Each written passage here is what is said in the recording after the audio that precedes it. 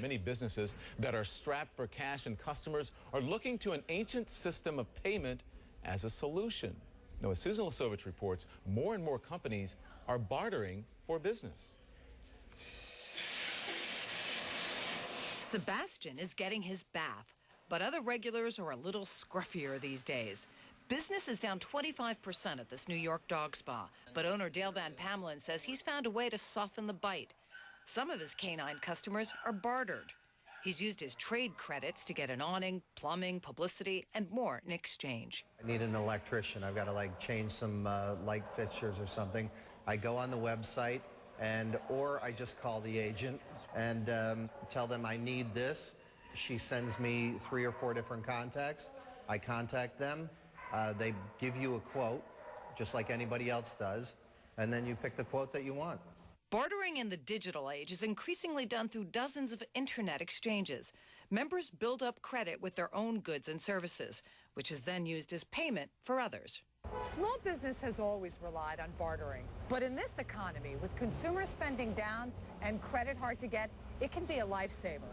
It can both increase revenue and conserve cash. Bartering exchanges say membership has grown as much as 50% over the past year.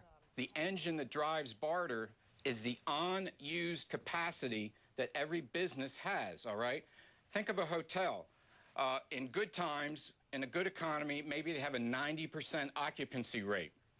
All right, in a down economy, they drop down to a 50% occupancy rate.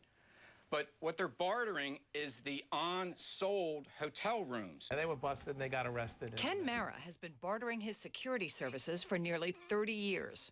It's enabled us to be more aggressive in the marketplace in terms of marketing, advertising, promotions, incentives. We use prizes.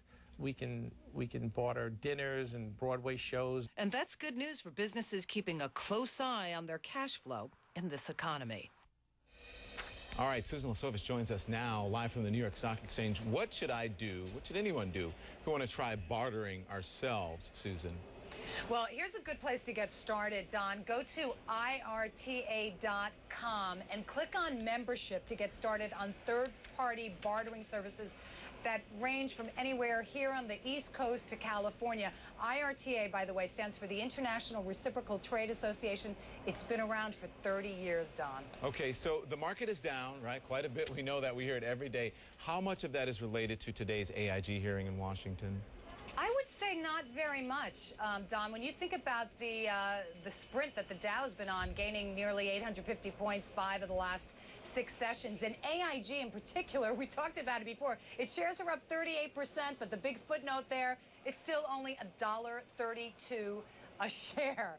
That's the kind of collapse that we're talking about with AIG. The company's putting up its Manhattan headquarters for sale, and it's no longer a Dow 30 stock. Yeah, absolutely. 38% of nothing is really nothing. Thank you very much for that, Susan Lasovich. You're welcome.